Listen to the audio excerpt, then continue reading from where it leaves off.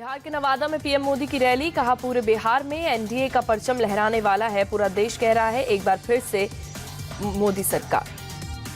चुनावी रैली में पीएम मोदी का फिर से पाकिस्तान पर तंज, नाम लिए बिना कहा जो भारत को आंख दिखाते थे वो अब आटे के लिए तरस रहे हैं। मल्लिकार्जुन खड़गे के 370 वाले बयान पर पीएम मोदी का पलटवार, कहा ये टुकड़े टुकड़े गैंग का प्रताप जो ऐसी भाषा बोलते हैं बोलने लगी है कांग्रेस। पीएम मोदी बोले, खड़गे साहब कहते हैं कि मोदी राजस्थान में 370 की बात क्यों करता है। मैं पूछता हूं जम्मू कश्मीर भारत का नहीं है क्या।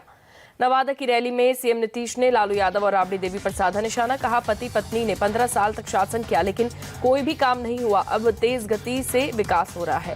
लालू की बेटी मीसा भारती का मोदी पर अटैक, कहा इस बार मोदी की विदाई तय, परिवारवाद मोदी के मुद्दे से गायब, बीजेपी के पास कोई मुद्दा नहीं। शाम में मध्य प्रदेश के जबलपुर जाएंगे पीएम मोदी, शाम 6 बजे से 7 बजे तक करेंगे रोड शो। खटंगा तिराहे से लेकर छोटी लाइन तक होगा पीएम का रोड शो। केजरीवाल की गिरफ्तारी के खिलाफ प्रदर्शन, आम आदमी पार्टी का देश भर में सामूहिक उपवास। दिल्ली के जंतर मंतर पर आम आदमी पार्टी नेताओं का उपवास शुरू।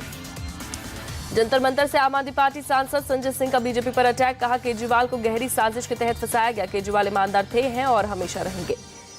संजय सिंह का दावा, शराब घोटाले के 456 गवाहों के सिर्फ 4 ने केजरीवाल का नाम लिया, 4 गवाहों ने ईडी के प्रेशर में केजरीवाल का नाम लिया।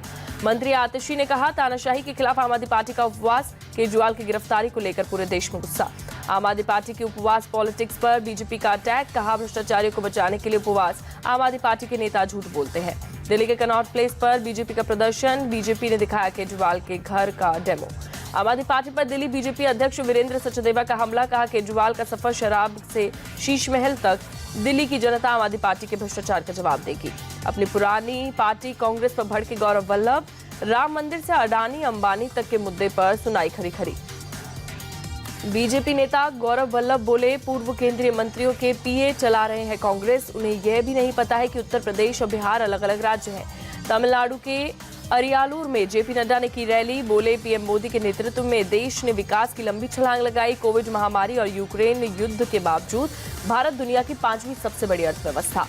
जेपी नड्डा ने रैली में किया दावा, कहा 2024 में जब नरेंद्र मोदी तीसरी बार पीएम बनेंगे तो भारत दुनिया की तीसरी सबसे बड़ी अर्थव्यवस्था बन जाएगा।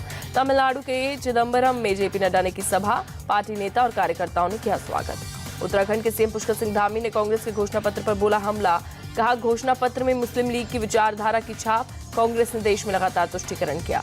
चेन्नई साउथ से बीजेपी उम्मीदवार तिमिलिसई सौंदरराजन ने पीएम मोदी के दौरे की जताई उम्मीद, कहा पीएम के दौरे से हमें और ताकत मिलेगी। बस्तर के विकास को लेकर बोले छत्तीसगढ़ के उप मुख्यमंत्री अरुण साव, विकास की पहली शर्त कानून व्यवस्था का राज है, केंद्र सरकार का सहयोग भी राज्य सरकार को मिल रहा है। टीएमसी सांसद सौगत रॉय ने ईडी सीबीआई को बताया पीएम मोदी के 2 भाई, कहा उन्हें ही लेकर लड़ रहे हैं चुनाव।